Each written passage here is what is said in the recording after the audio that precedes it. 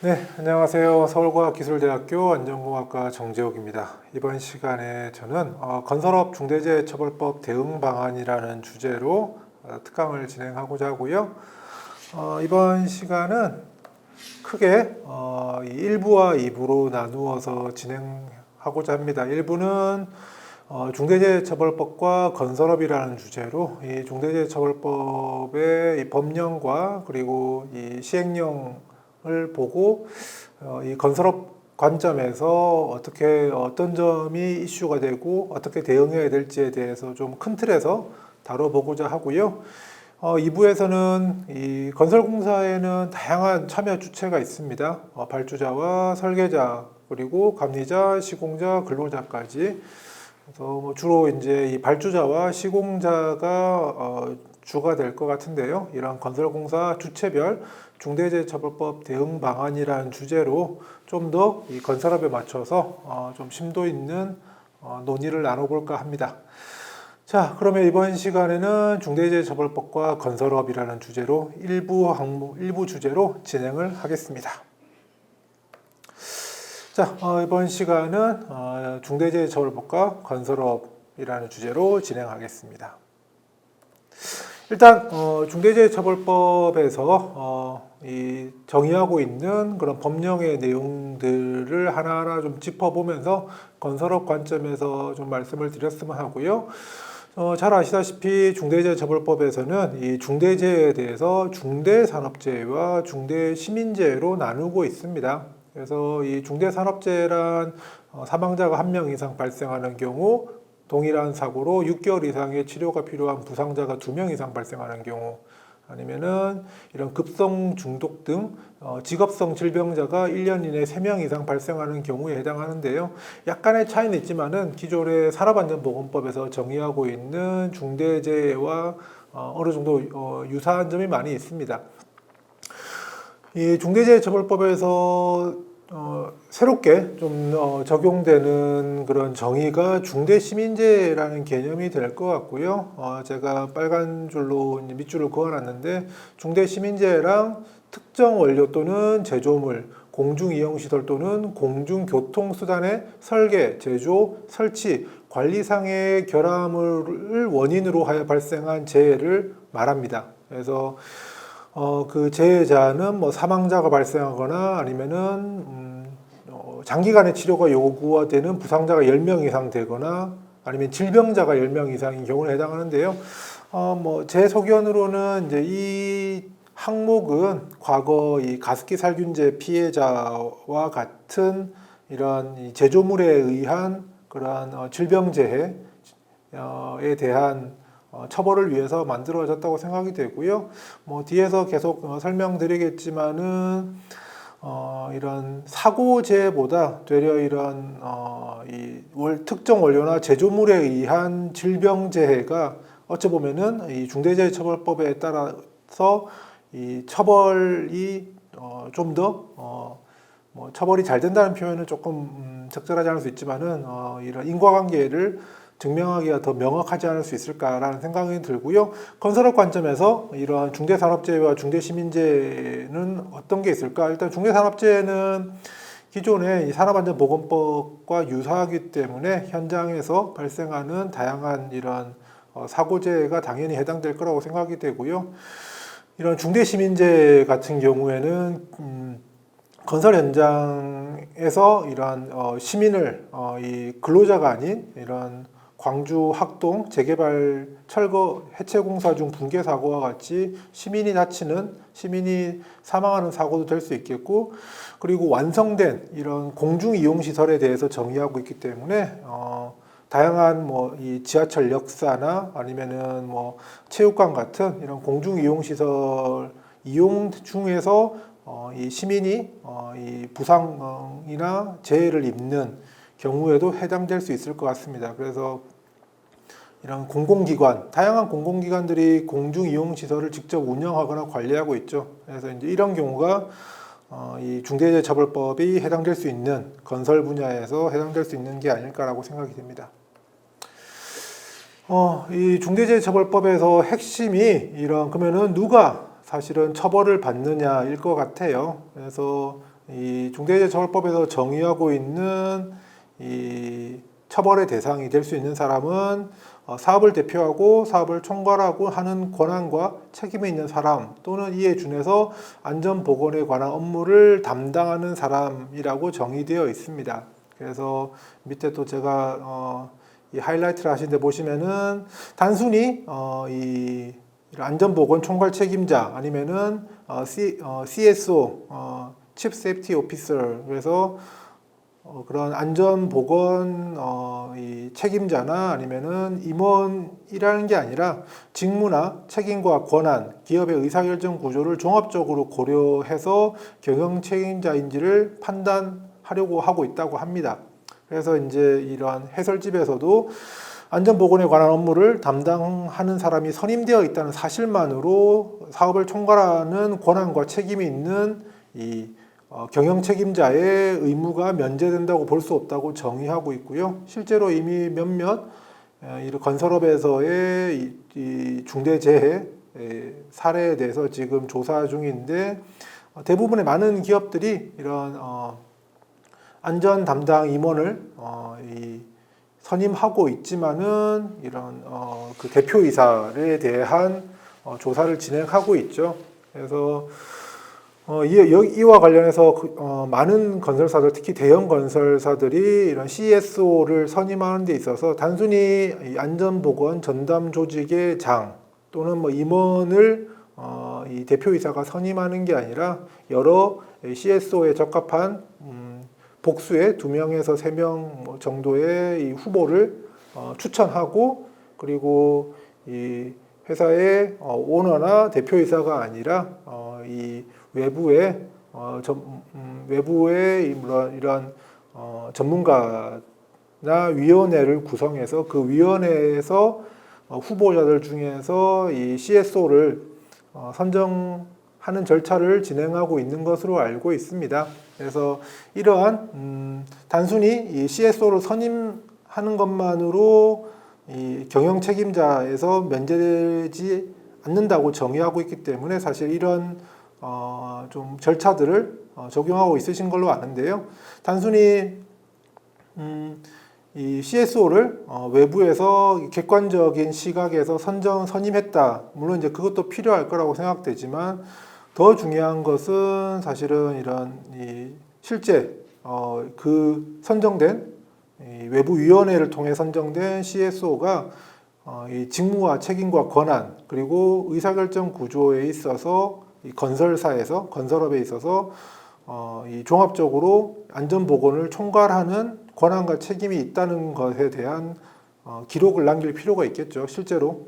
그래서 사실 이런 부분이 굉장히 규모가 큰 대기업, 대형 건설사 같은 경우에는 이런 사업 부문별로 어느 정도 책임 경영 체계가 갖추어져 있기 때문에 어느 정도 가능하지 않을까 생각이 되는데 중소규모 이 건설사를 기준으로 볼 때 중소규모 같은 경우에는 이 단순히 외부 위원을 통해서 CSO를 선정했다고 해서 그 사람이 선임했다고 해서 그 사람이 이러한 안전보건과 관련된 이 사업을 총괄하는 권한과 책임이 있다고 볼 수 있을까? 그리고 그렇게 이 회사를 운영할 수 있을까에 대해서는 조금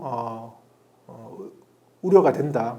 그래서 이런 부분이 이 법을 집행하는 과정에서 많은 좀 논란이 될 수 있겠다라고 생각은 듭니다. 자, 그러면은 사실은 저는 중대재해처벌법에서 가장 중요한 조항을 꼽는다면은 사실 처벌과 관련된 부분들은 아직 이제 실현되지도 않았고 뒤에서 말씀드리겠지만은 많은 논란이 있죠. 그래서 이런 처벌에 관한 부분은 아직 저는 크게 다루고 싶지는 않고요. 핵심적인 내용이 사실은 사고를 예방하기 위해서 어떤 기업과 경영 책임자가 어떤 활동을 해야 되느냐, 그리고 어떤 이 조건들이 그 책임에 해당하느냐일 것 같습니다. 그 내용에 해당하는 게 바로 4조와 5조에 해당하고 있고요. 그래서 이 4조가 이 사업주와 경영 책임자 등의 안전보건 확보 의무사항을 정의하고 있습니다. 그래서 근데 여기 전제 조건이 있어요. 제가 빨간 줄로 그어놨는데 실질적으로 이 사업장을 지배, 운영, 관리하는 그러한 사업주나 경영 책임자가 이 종사자의 안전보건상 위해 또는 위험을 방지하기 위한 활동을 해야 된다는 겁니다. 그래서 이 실질적으로 사업장을 지배, 운영, 관리한다는 게 굉장히 좀 중요하다고 생각하고요. 그러면은 이 사업주나 경영 책임자 의무는 무엇이냐? 1번부터 4번까지 정의하고 있죠. 그래서 1번이 이런 안전보건 관리 체계의 구축 및 그 이행에 관한 조치이고요. 2번은 만약에 재해가 났을 때 재발 방지 대책 수립 및 그 이행에 관한 내용. 그리고 3번은 이 행정기관에서 이러한 점검을 했을 때 건설업이라고 본다면 현장을 점검했을 때 관계 법령에 따라서 이런 개선을 명한 사항에 대한 이행에 관한 사항이고요. 4번은 안전보건 관련 법령에 따라서 이런 의무를 이행하는 데 있어서 관리상에서 어떤 조치를 해야 되느냐에 대한 내용입니다. 이 중에서 제가 1번과 4번을 강조해 놨는데요. 사실 2번과 3번은 기존 산업안전보건법에서 다루고 있는 내용과 거의 유사합니다. 그리고 기존 산업안전보건법에 따라서 조치를 하면 되는 사항이고요. 이 중대재해처벌법에서 이 의무로서 이 도입된 부분이 사실상 1번과 4번이라고 제4조의 1항과 제4조의 4항이라고 볼 수 있고요. 그래서 이 1항과 4항에 대해서 시행령에서 구체적으로 정의를 했지만 그 구체성에 있어서 또 다른 혼란이 있어서 이제 해설지까지 나오고 그럼에도 불구하고 지금도 계속 이런 그런 구체성이나 범위에 대해서 많은 논쟁이 있긴 합니다. 그래서 이 1항은 이 안전보건관리 체계의 구축과 이행이기 때문에 우리가 안전관리를 제가 계속 이 특강 과정에서 PDCA라 말씀을 드릴 텐데 안전관리는 PDCA 사이클, 플랜, 두, 체크, 액션이라는 표현을 많이 쓰죠. 그래서 이 계획하고 실천하고 그리고 점검하고 보완하는 사실은 이런 모든 안전관리의 활동들은 이 PDCA 사이클에 의해서 수행되는 것이 가장 이상적입니다. 그래서 이 1항 중대재해처벌법 4조 1항은 이런 PDCA 사이클 관점에서 보면은 이런 플랜과 두에 대한 내용이라고 볼 수 있고요. 그리고 4항은 이 안전보건 관리 체계를 운영하는 과정에서 계속 체크와 액션을 해라라는 내용으로 보실 수 있습니다. 그래서 뒤에서 다시 한번 설명드리겠지만은 요 1항과 4항은 거의 이 19년도에 처음 나오고 21년도에 개정된 공공기관 안전관리에 관한 지침이라는 이 기준이 있습니다. 그래서 이 공공기관의 안전 등급제, 공공기관의 안전관리 수준 평가를 통한 안전 등급제에 적용되기 위해서 만들어진 기준인데요. 그래서 거의 그 내용과 큰 틀에서 일맥상통하는 점이 있습니다.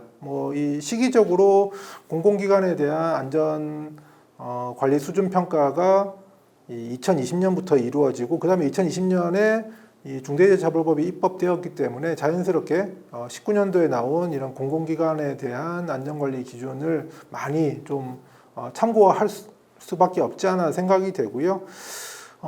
그렇다는 얘기는 굉장히 이 공공기관 관점에서 좀 이 수립된 그런 의무들이 많기 때문에 이 건설업 관점에서는 이 산업의 특성을 반영하는 데는 좀 미흡하지 않나 그런 점이 있을 수밖에 없지 않을까라는 생각이 되네요.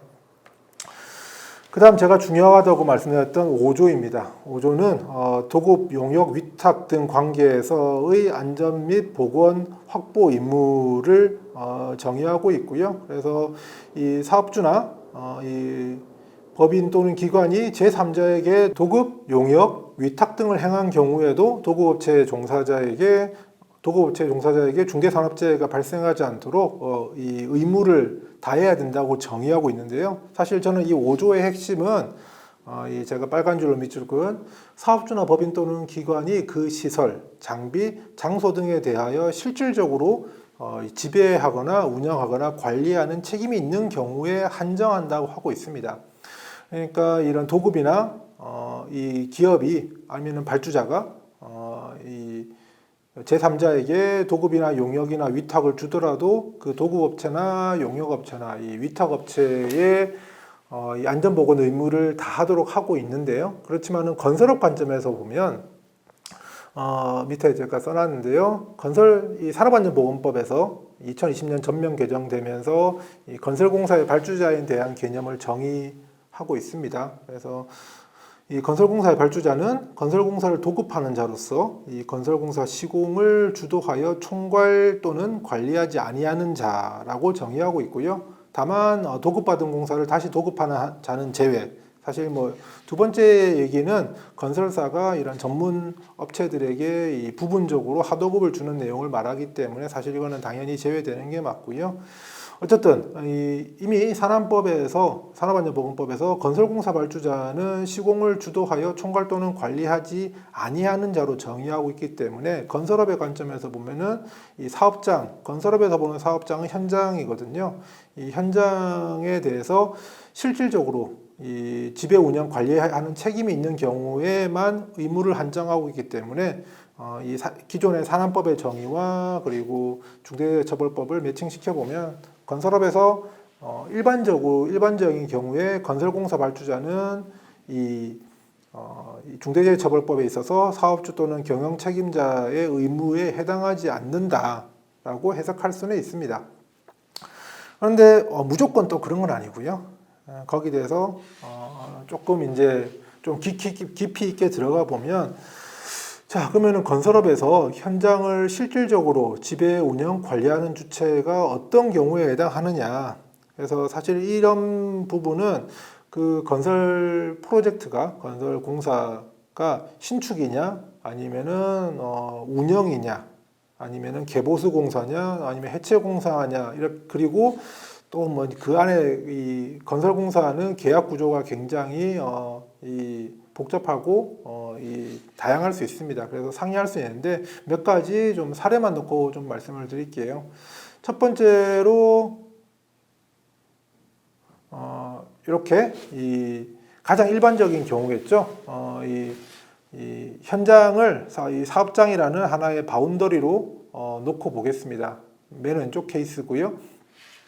그래서 현장을 사업장이라는 하나의 바운더리라고 정의를 했을 때 발주자 는 정말 이 건설 공사를 이 도급인 이 건설사에게 전체를 도급을 주고 이런 현장을 실질적으로 운영하진 않는 경우가 있겠죠. 이제 이런 경우에는 이 중대재해처벌법에서 이 처벌 대상, 즉 안전보건 의무를 수행해야 하는 대상은 이 도급인, 즉 건설사가 되는 거지 발주자가 되는 건 아니라고 볼 수 있습니다.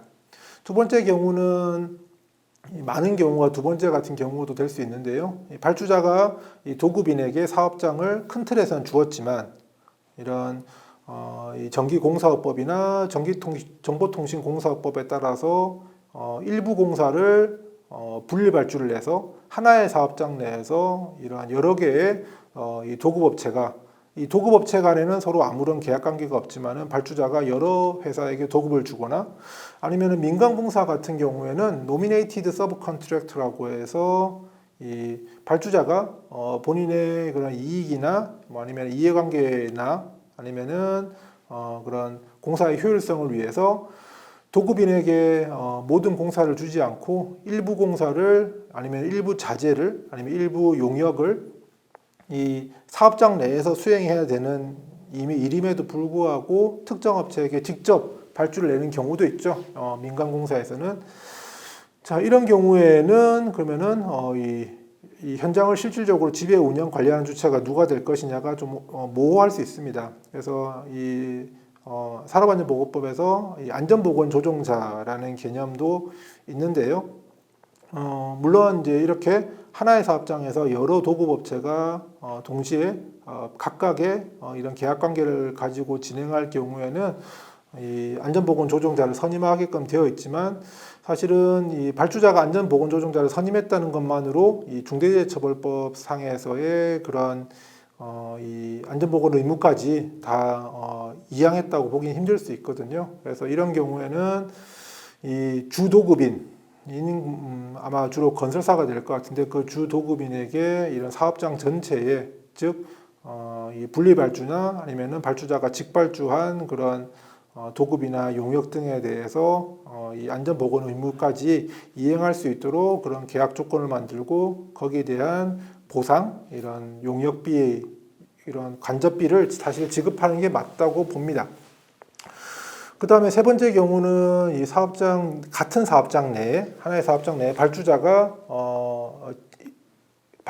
이 전문업체를 직접 고용해서 관리하는 경우일 거고요. 사실 이런 부분은 이런 소규모 공사나 아니면 발주자가 직영하는 그런 경우도 될 수 있고, 그리고 대부분의 이 공공기관 같은 경우에는 이미 만들어진 이런 공공이용시설, 뭐 도로나 아니면은 빌딩이나 아니면은 이런 다중이용시설에 대해서 지속적인 개보수나 유지 관리를 해야 합니다. 그리고 민간도 그럴 수 있고요.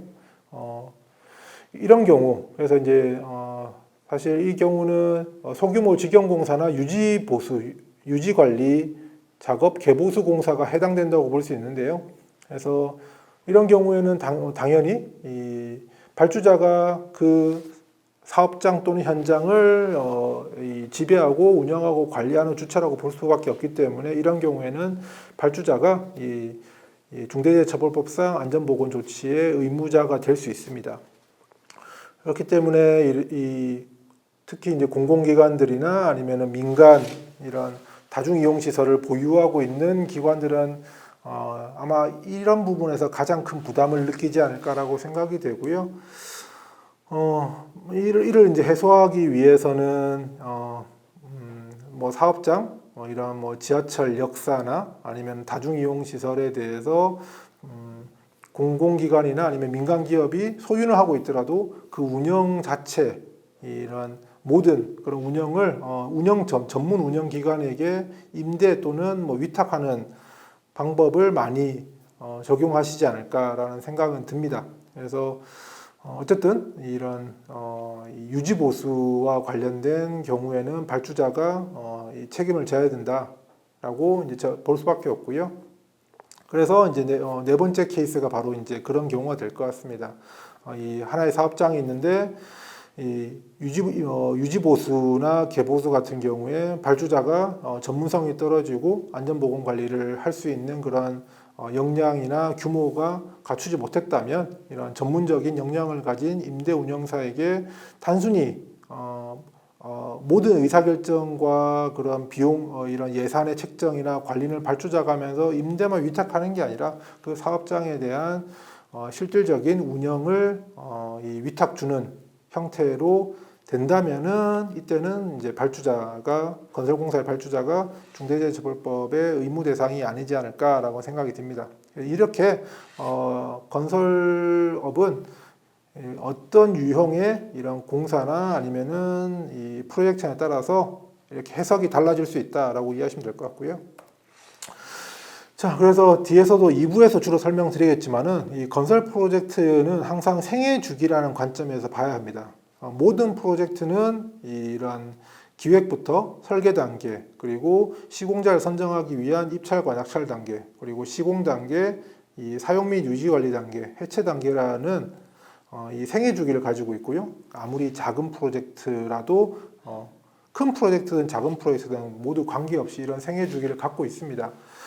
그래서 그동안의 이런 안전관리는 이 시공 단계, 왜냐면 제가 이제 빨간색 박스로 해놨는데 이런 사실은 그러면 사고는 언제 발생하느냐? 시공 단계나 아니면은 사용 단계 또는 해체 공사 단계에서 발생하는데 사실은 이 건설 프로젝트에서 이런 이 시공 단계나 사용 단계에서 사고가 발생하는 데 있어서 이 시공 이전 단계인 기획이나 설계 단계, 이 낙찰 단계에서 주는 영향이 없을 수가 없거든요. 그 영향이 굉장히 큰 것으로 알려져 있고 그쪽 이 시공 단계보다 시공 이전 단계에 대한 관심이 높아지고 있습니다. 그러면은 그 시공 이전 단계에 참여 주체는 누구냐? 밑에 이제 이 차트로 표현했다시피 이 발주자와 사실상 설계자가 이런 시공 이전 단계에 주로 이 역할을 하고 대부분의 의사결정이 이루어집니다.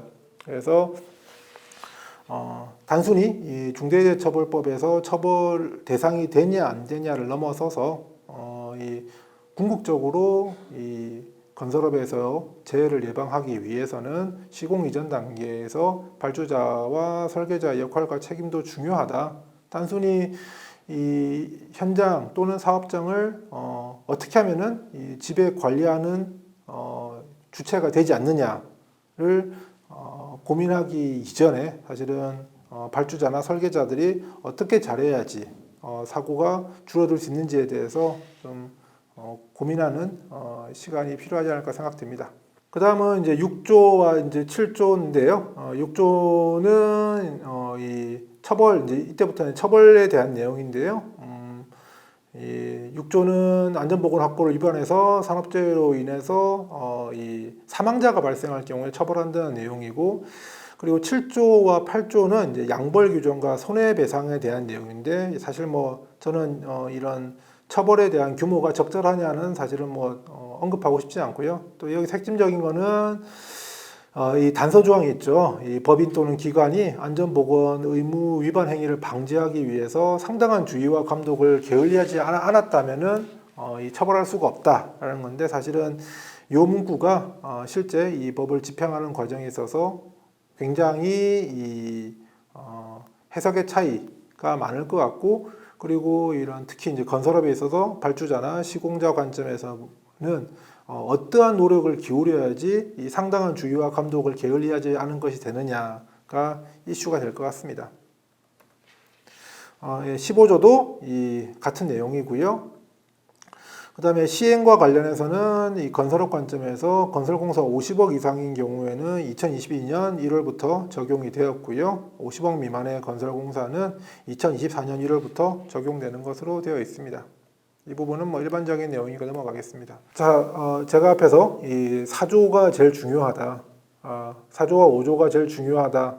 즉, 이 사업주와 경영 책임자의 안전보건 확보 의무가 무엇이고, 그리고 어떤 사업주와 경영 책임자가 이 의무의 대상이 되느냐라고 말씀드렸는데요. 거기에 대해서 이 시행령에서 정의하고 있는 항목들을 이렇게 체크리스트 형태로 제가 정리해 본 겁니다.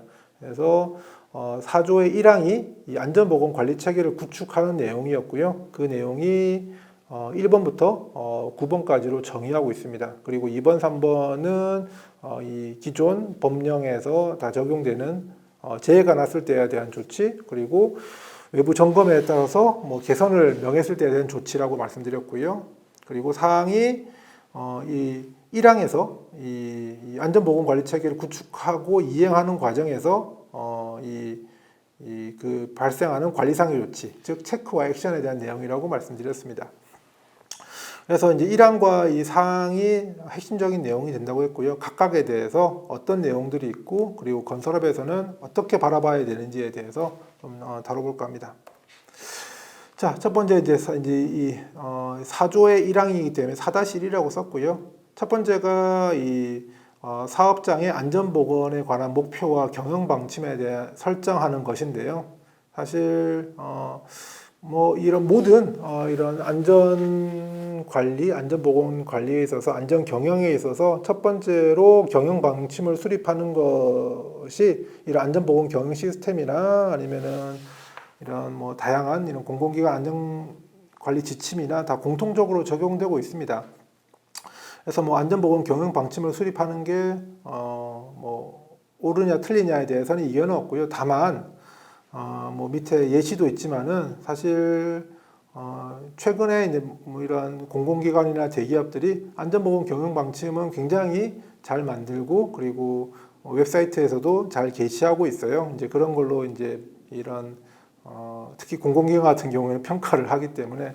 그런데 이 안전보건 경영 방침이 정말 그냥 선언적인 게 아니라 실효성 있는 실질적인 그런 경영 방침이 되기 위해서는 어떤 게 들어가야 되냐. 사실은 뭐 이 중대재해처벌법 해설서에 많은 내용들이 있지만 핵심적인 내용은 제가 하이라이트한 측정 가능하거나 성과 평가가 가능한 것이어야 된다는 겁니다. 그래서 과연 건설공사에서 측정 가능하고 성과 평가가 가능한 안전 목표란 무엇일까가 필요할 것 같은데요. 사실 대부분의 이 건설업에서 안전보건 경영 방침을 세워달라고 하면은 대부분 무제해라는 키워드를 많이 쓰세요. 근데 저는 이거는 이 모든 학생들이 나의 목표는 서울대 의대 가는 겁니다. 아니면 하버드 가는 겁니다라고 가는 것과 똑같은 거라고 생각합니다. 굉장히 형식적이고 무의미하죠. 왜냐하면 달성 가능한지에 대한 평가가 불가능하니까요. 그래서 사실 이 부분이 제대로 이 운영되기 위해서는 사실 허용 가능한 위험 수준 달성에 대한 기준이 필요하다. 그리고 과연 우리가 이 건설업에 있어서 그리고 이런 공공기관이든 아니면은 건설회사든 이 각각의 기관들이 자기 회사가 지금 이 건설 안전과 관련해서 어느 정도의 이런 성과를 내고 있으며 그리고 얼마나 더 향상시킬 수 있는지 그리고 어느 정도 수준에 도달했을 때 허용 가능한 위험 수준이라고 볼 수 있을지에 대한 기준이 있느냐에 대한 고민이 필요하고요. 이를 위해서는 사실 좀 비교를 한다면은 가령 건설공사에는 이런 시공능력 평가라는 게 있잖아요. 그래서 모든 건설사들은 매년 이 시공능력 평가액이라는 걸 통해서 이 건설사가 도급 순위가 몇 위인지를 다 알 수 있습니다. 그래서 도급 순위가 뭐 100위인 회사는 자 내년에 우리가 80위 안에 들어가 보자 이런 목표를 세울 수 있을 거고요.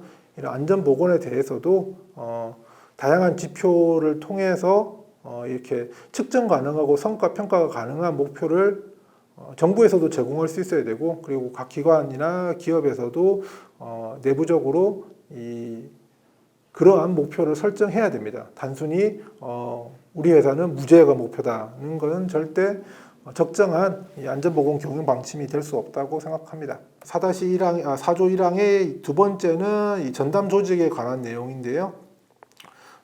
이 건설업 같은 경우에는 시공능력, 앞서 설명드렸던 시공능력 상위 200위 이내 건설사에 대해서 이 안전보건 전담 조직을 운영하도록 하고 있습니다. 사실 이 중대재해처벌법의 긍정적인 측면 중에 하나가 이러한 이 요구를 통해서 이 기업들이 안전 전문 인력들을 꾸준히 확보하고 전담 조직을 구축하려고 노력하는 것이라고 할 수 있는데요. 다만 이런 이 건설 안전 인력들의 전문성을 어떻게 확보할 수 있을 것이냐. 물론 양적 팽창도 중요하지만은 전문성을 배양하는 것도 굉장히 중요하거든요. 이런 부분은 사실 이런 실무를 하시는 분들이 끊임없이 좀 고민하셔야 될 부분이라고 생각합니다. 그리고 세 번째는 이렇게 이 안전 유해위험 요인을 확인하고 개선하는 절차를 좀 수립해야 된다라는 건데요. 이 단순히 이 관리자뿐만 아니라 이 근로자나 이런 모든 종사자들이 위험 요인을 발굴하고 신고가 가능할 수 있도록 해야 한다고 요구하고 있습니다. 사실 건설업 같은 경우에는 이렇게 이 유해 위험 요인을 확인하고 개선하는 프로세스가 굉장히 이미 많이 있습니다. 이 산업안전보건법에 따른 설계안전보건대장도 있고요. 건설기술진흥법에 따른 설계안전성 검토도 있고, 그리고 유해위험 방지계획서나 안전관리계획서, 그리고 현장에서 이 지속적으로 이루어지는 위험성 평가들이 있습니다. 그런데 이런 대부분의 이런 제도들이 사실은 실질적으로 이런 위험 요인을 확인하고 개선하기보다는 이 제3의 기관의 이 평가를 받기 위해서 아니면 인허가를 받기 위해서 아니면은 근로감독관의 이 감독을 받기 위해서 형식적으로 그리고 굉장히 주관적이고 정성적으로 작성되는 경우가 많습니다. 그리고 실제 현장에서 반영되지 않는 경우가 많고요. 그래서 이런 부분들 이 제도가 많은 게 중요한 게 아니라 기존 제도를 이 PDCA의 관점에서 어떻게 실효성과 작동성을 제고할 것이냐에 대한 고민이 필요하다고 생각합니다. 그다음에 이 4항과 5항은 이런 안전 예산에 대한 내용과 그리고 그 안전 예산을 집행할 수 있는 그런 이런 책임자들에 대해서 그 정의를 하고 있습니다. 뭐 굉장히 맞는 얘기고요. 특히 제가 빨간 줄로 밑줄 친 건설공사 발주자의 경우에는 기존의 산업안전보건관리비 계산과 별도로 중대재해처벌법에 따라 재해 예방을 위한 예산 편성 및 집행이 필요하다라고 정의하고 있습니다.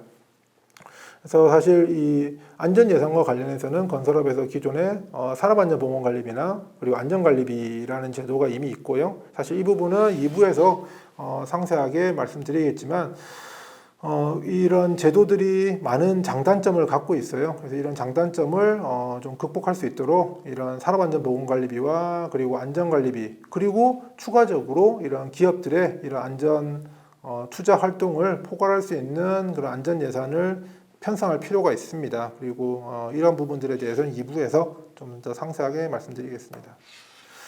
자, 요거는 이제 이 공공기관, 특정 공공기관의 안전예산 사례인데요. 요거는 뭐 사실 요 사례가 옳다, 뭐 바람직하다는 게 아니라 이거는 이제 이 기재부의 이런 지침에 따라서 공공기관에서 작성한 건데 사실은 단순히 그런 산업안전보건관리비나 이런 안전관리비 차원을 넘어서서 이 기업들의 적극적인 안전 투자를 유도할 수 있는 그런 예산 수립 그리고 기업들도 이를 통해서 이 발주자나 아니면은 이런 뭐 피평가 기관들에 대해서 우리가 이렇게 안전에 투자하고 있다라는 걸 어필할 필요가 있다고는 사례로 좀 보여드립니다.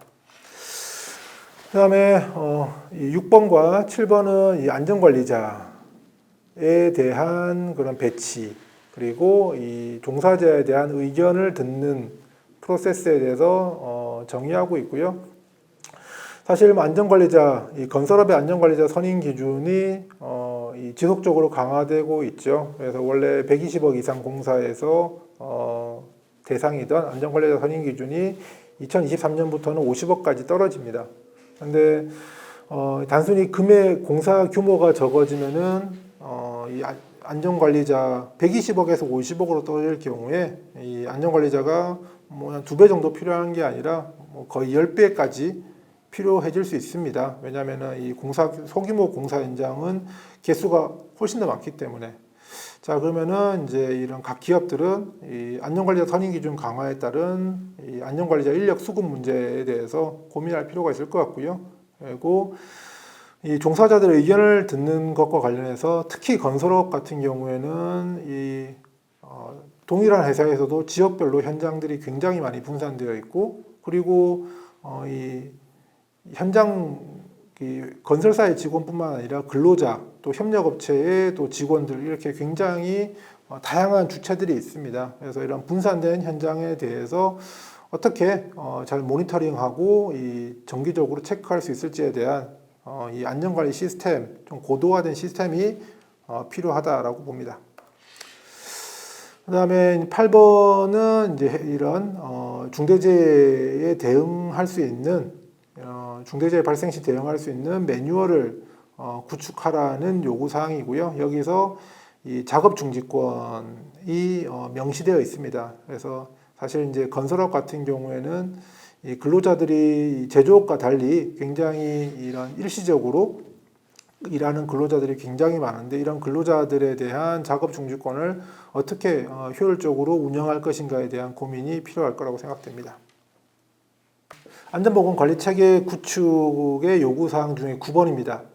제3자에게 도급이나 용역이나 위탁을 주는 경우에 거기에 대한 평가를 하라는 건데요. 사실 이런 건설업에 있어서 저는 굉장히 중요한 거라고 생각됩니다. 이 안전관리 역량이 우수한 건설사나 전문 건설업체를 선정할 수 있는 게 사실은 이 발주자나 아니면 건설사가 할 수 있는 굉장히 중요한 이런 안전관리 활동이다라고 생각하는데요. 그럼 과연 건설사나 전문 건설업체 안전관리 역량을 무엇으로 평가할 것인가? 사실 요거는 노동부에서 이 수급업체 안전보건 수준평가의 기준으로 뭐 쓸 수 있다 하면서 예시를 제시하신 거예요. 예시를 제시한 건데 사실 이게 이 건설 회사에서 일단 발주자가 건설사를 선정하는데 이걸 쓸 수 있냐, 뭐 일단 국가계약법에서 아마 적용이 안 되고 있고요. 그리고 개별 건설사에서 전문업체를 선정하는데 이러한 평가 기준을 쓸 수 있냐, 사실 굉장히 이상적인 얘기예요. 각각 전문업체가 안전보건관리 체계를 갖고 있느냐, 그리고 뭐 위험성 평가를 제대로 하느냐, 굉장히 이상적인 얘기인데 이거를 이 수많은 전문 건설업체를 선정하는데 평가할 수 있느냐, 사실 이거는 건설업의 특성상 현실적으로 적용이 불가능하다고 보고요. 사실 현실적으로 이 적용 가능한 지표의 개발이 필요합니다. 이런 업체별 제휴율이나 아니면은 외부 기관이나 아니면은 건설사가 그 평가에서 벌점을 부과한다든가, 그 벌점을 누적해서 부과한다든가, 아니면은 이런 건설사나 전문 건설업체가 입찰 시에 어느 정도의 안전 예산을 책정했는지, 그리고 이 코샤 MS나 ISO 45001 같은 안전 경영 시스템을 인증받았는지, 이런 약간의 좀 가감점 제도 같은 형태로 이 운영을 할 수 있는 방안을 찾아야 되지 않을까. 사실 이런 굉장히 이상적이지만 현실적으로 도저히 적용할 수 없는 이런 평가 기준은 좀 지양해야 되지 해야 되지 않을까 생각이 되고요. 뭐 예시로 이제 싱가포르 같은 경우에는 이 정부에서 싱가포르 노동부나 이제 국토부에서 현장을 뭐 우리나라와 비슷하게 정기적으로 점검을 하죠. 그래서 물론 이제 중대재해가 발생했을 때는 이 즉각적으로 이 영업 정지가 떨어지는 것도 있고요.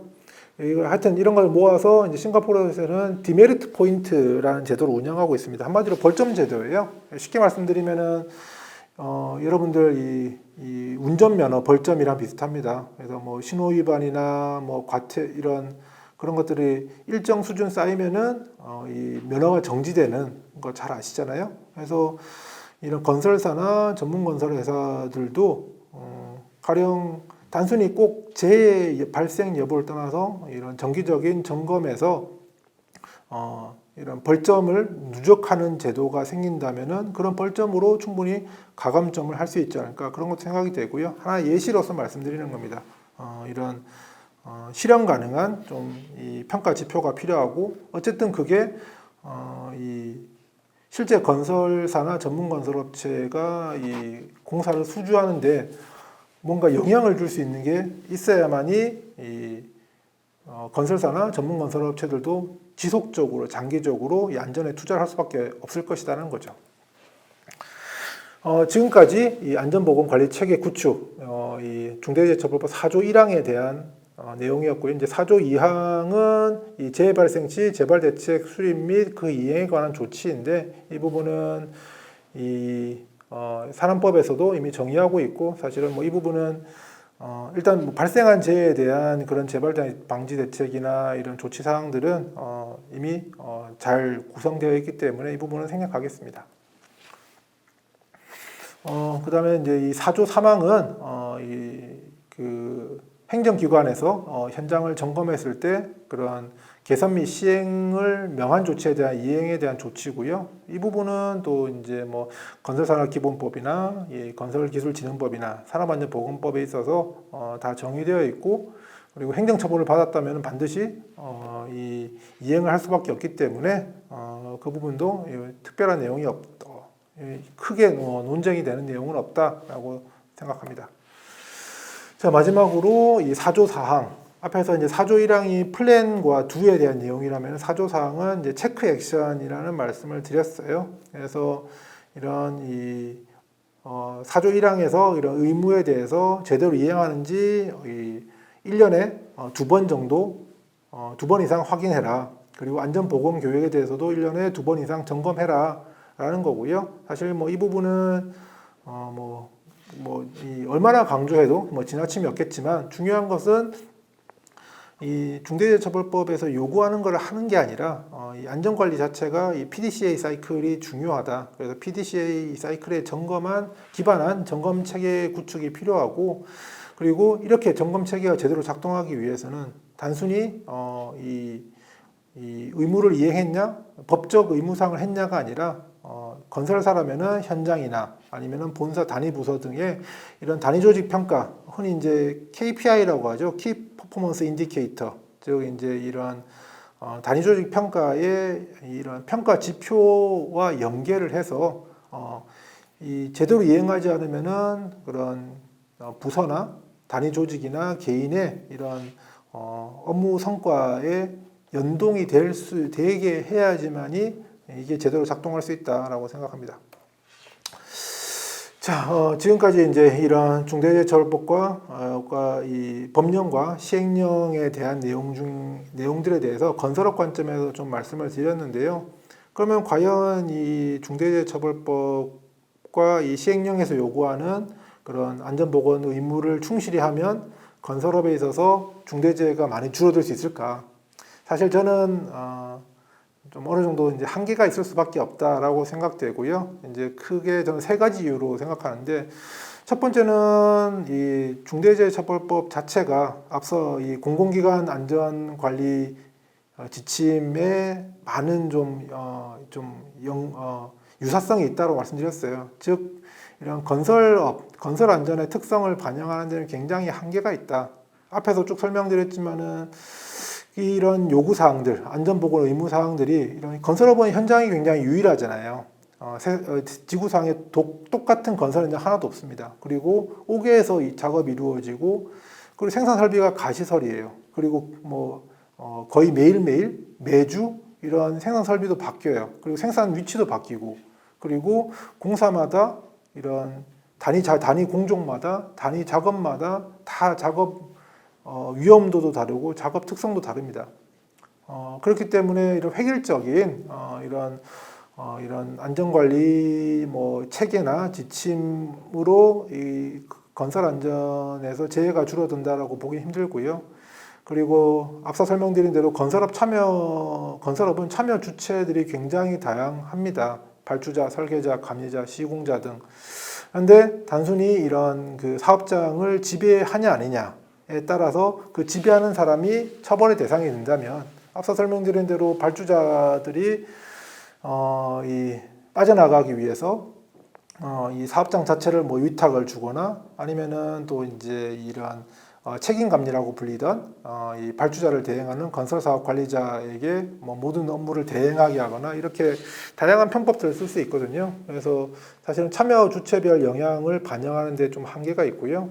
그리고 또 앞서 설명드린 대로 건설 프로젝트는 기획 단계부터 이 유지관리 해체 단계까지 이 모든 프로젝트가 하나의 생애주기를 가지고, 그리고 각 단계별로 사실 앞단에서 많은 영향을 받는데, 이런 단순히 이 시공 단계 또는 해체 공사 단계에만 계속 포커스를 맞춘다면은 이런 선제적인 안전관리에는 사실 좀 한계가 있습니다. 그래서 이런 중대재해처벌법 때문에 이 건설업에서 재해가 줄어들 거다라고 보기는 좀 이런 한계가 있다라고 생각이 되고요.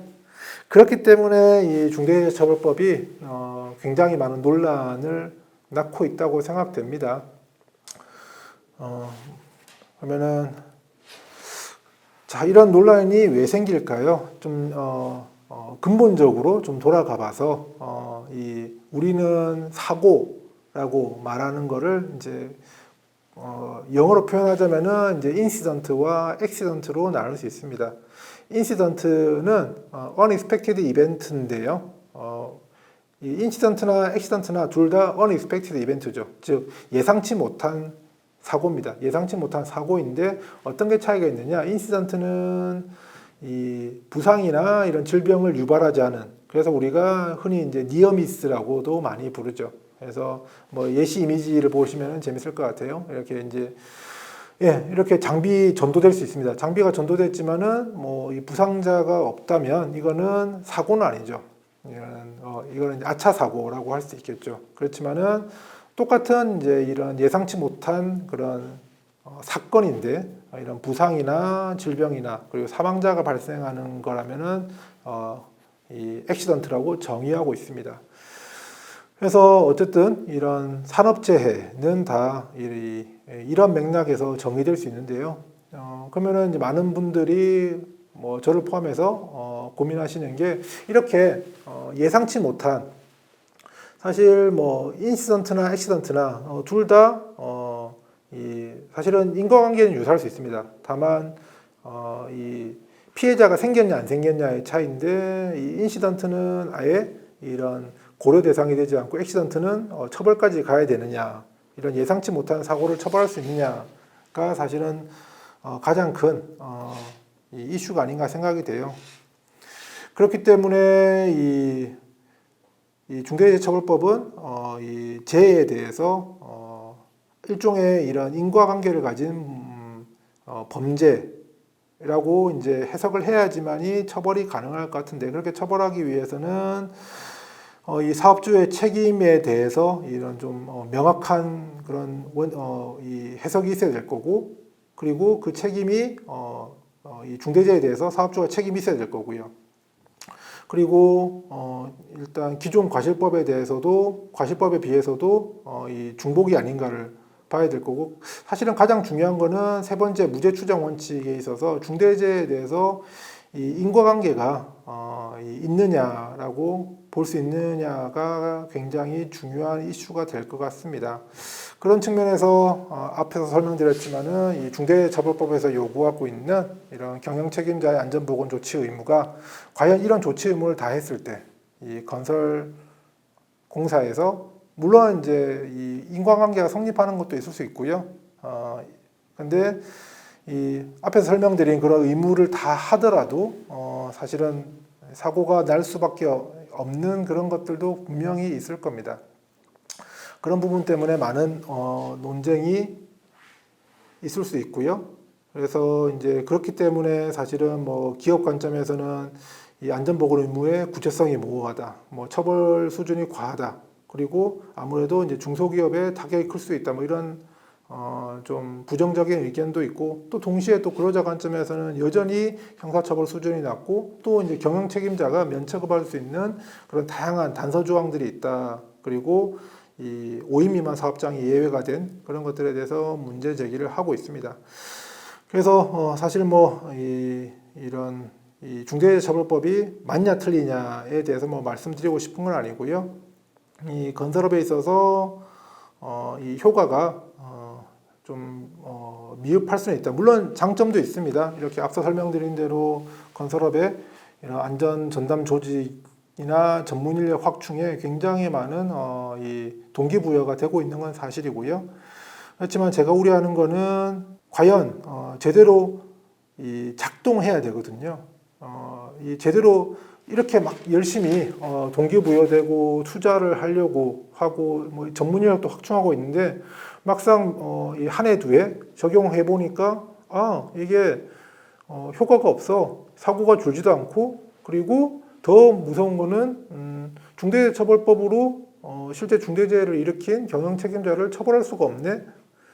이렇게 된다면은 사실은 이 유명무실한 제도가 될 수 있고, 단순히 포비아, 이 공포로 끝나는 게 될 수 있고, 그리고 이 법에서 취지로 목표로 했던 그런 이 중대재해 저감이 아니라 단순히 이런 법무법인의 이 수익 창출에만 기여하는 그런 부작용이 생길 수 있습니다. 그래서 제가 그런 부분을 우려하는 이유가, 요건 제가 실제 제가 직접 연구했던 연구 결과의 사례 중에 하나인데요. 자, 그러면은 이런 건설 분야에서 이 건설 안전과 관련해서 기존에 페널티가 없었느냐? 사실 거의 이 건설산업기본법, 최근에 이런 광주 붕괴 사고나 두 건의 붕괴 사고가 있었죠. 그 사고 때문에 이 영업 정지에 대해서 굉장히 많이 이슈가 되고 있어서 많은 분들이 알고 계실 것 같은데, 건설산업기본법에서 이미 이 중대재해에 따른 이런 그 건설사에 대한 페널티들이 있습니다. 하나는 이런 이 벌점과 PQ 감점을 통해서 이 입찰에 불리함을 주겠다는 거고요. 사실 이거는 취지는 다 굉장히 좋아요. 이 재해를 낸 중대재해를 발생시키는 회사가 PQ에서 감점을 받으면은 입찰에서 불리할 수 있죠. 그러면은 이 안전관리 역량이 우수한 업체가 선정되는 기회가 될 수 있습니다. 그런데 중요한 것은 이 왼쪽의 표를 자세히 보시면 이 그레이 에어리아로 이렇게 마크한 데만 보시면 될 것 같아요.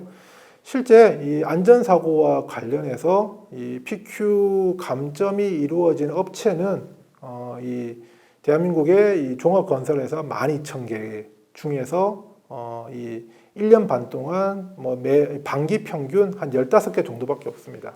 그리고 그 평균 감점도 0.2점 정도예요. 근데 이 PQ는 감점만 있는 게 아니라 가점도 있습니다. 이걸 합산하게 되어 있어요. 그래서 사실은 극히 소수의 회사가 이 안전사고로 인해서 PQ 감점을 받더라도 이 PQ 가점 플러스를 받을 수 있는 1, 2점 받을 수 있는 것은 충분히 찬스가 많거든요. 그러면은 사실상 이 PQ나 벌점과 관련해서 입찰에서 이런 이 안전관리 역량 또는 이 재해를 많이 발생하는 회사가 이 불리함이 생기는 경우는 거의 없다.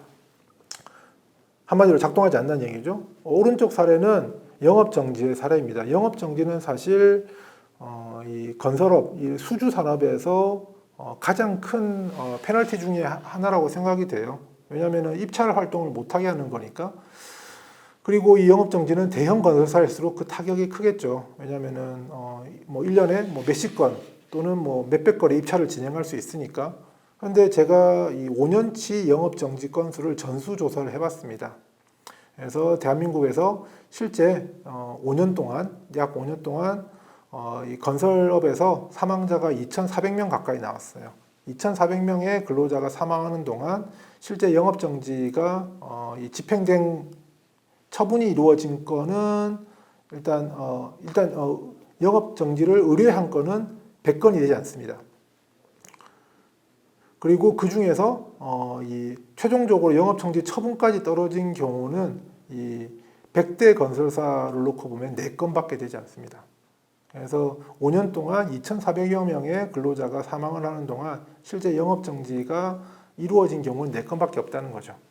그렇기 때문에 아무리 강한 페널티가 있어도 작동하지 않는다면은 그 페널티는 사실은 유명무실하다. 그러면 그 제도도 유명무실해 줄 수 있다는 겁니다. 실제 사례를 하나 보여드릴게요. 2015년 9월에 이 상수도 공사 현장에서 2명이 사망을 했습니다. 그래서 그 다음에 이 고용노동부 이 조사를 거쳐서 그 건설사가 있는 그 해당 행정기관의 지자체에 영업정지 3개월 처분 요청을 내렸어요. 그로부터 또 각 지자체에서 이 내부 검토를 거쳐서 2018년에 최종적으로 영업정지 3개월 처분을 내렸습니다. 그러면은 이 건설사들은 가만히 있느냐? 이 영업정지를 집행 취소해달라는 가처분 신청을 내고 그리고 이 영업정지가 부당하다는 본안 소송을 냅니다. 그렇게 해서 또 한 2년에서 3년 정도 소송을 끌어요. 그래서 이 소송을 진행하는 동안은 영업정지는 작동하지 않습니다. 그래서 최종적으로 2020년 6월에 이 영업정지 처분 취소 소송에서 건설사가 승소를 했어요. 그러면은 사실 이 15년도에 발생한 사망사고로 인해서 영업정지 처분을 행정기관은 내렸지만은 실제 해당 건설사들은 이 영업정지를 받은 적이 없는 거죠. 자, 이 중대재해처벌법도 사실은 이 법 자체가 옳고 그르냐를 떠나서 이 법이 제대로 작동하지 않는다면 그러면은 사실상 이 소송을 통해서 충분히 이 빠져나갈 수 있다면 그러면은 이 안전에 대한 투자도 할 필요가 없구나 이런 악순환이 반복될 수 있겠죠. 그래서 이런 악순환이 반복되지 않도록 이런 제도적인 측면에서는 정말 실효성 있는 방향으로 반드시 지켜야 되는 거는 지키는 쪽으로 그리고 그걸 지키지 않았을 때 처벌하는 쪽으로 개선이 되어 나가야 되는 거고 그리고 이런 기업이나 기관에서는 이 중대재해처벌법을 어떻게 하면은 이 적용받지 않느냐라는 관점에서 접근하기보다는 근본적으로 이 재해를 어떻게 하면 줄일 수 있을까, 그리고 어떻게 하면은 그런 실효성 있는 투자를 할 수 있을까라는 쪽으로 집중을 해 주셨으면 좋겠다라는 생각이 듭니다. 자, 1부를 마치면서 옛날 사진 한 장을 보여드릴게요. 사실 요거는 이제 신문 기사를 제가 그대로 스크립 해온 건데요. 여기 읽어보시면은 요게 200년 전에 영국의 초기 산업혁명 때 나왔던 노래라고 합니다. 그래서 이때 많은 분들 아시겠지만은 이 초기 산업혁명 때는 이런 근로자에 대한 배려라는 건 전혀 없었죠. 오로지 자본주의만이 지배됐죠. 그래서 여기 기사에도 있지만은 이 4살부터 8살 정도의 어린아이들이 하루에 18시간까지 일을 했다고 합니다. 만약에 오늘날 이런 상황이 생기면 이거는 우리는 이미 다 범죄라고 생각하시지, 말도 안 되는 거라고 범죄라고 생각하실 거예요. 사실 지금 이 순간 이 중대재해처벌법 현장에서 발생하는 이런 예상치 못한 사고를 처벌하는 게 타당한가, 이런 논쟁이 있을 수 있습니다. 그런데 이것 또한 이런 산업재해를 바라보는 우리 사회의 이런 공감대, 사회적 공감대의 수준을 나타내는 거라 생각이 되고요. 어느 정도 또 미래가 된다면은 옛날에는 이 산업재해를 그냥 발생할 수 있는 그런 당연히 일어날 수 있는 거야라고 생각하는 시대도 있었어라는 시대가 올 수 있을 거라고 생각합니다. 그래서 이 중대재해처벌법에 대해서 옳으냐 그르냐를 따지기보다는 더 중요한 것은 어떻게 하면은 실효성 있게 작동될 수 있을 것이냐, 그리고 어떻게 하면은 정말 재해를 저감할 수 있을 것이냐에 이 제도를 운영하시는 위치나 아니면은 그 제도의 대상이 되는 기업들이 관심을 기울여야 되지 않을까 생각이 됩니다. 네, 감사합니다. 1부는 이것으로 마치겠습니다.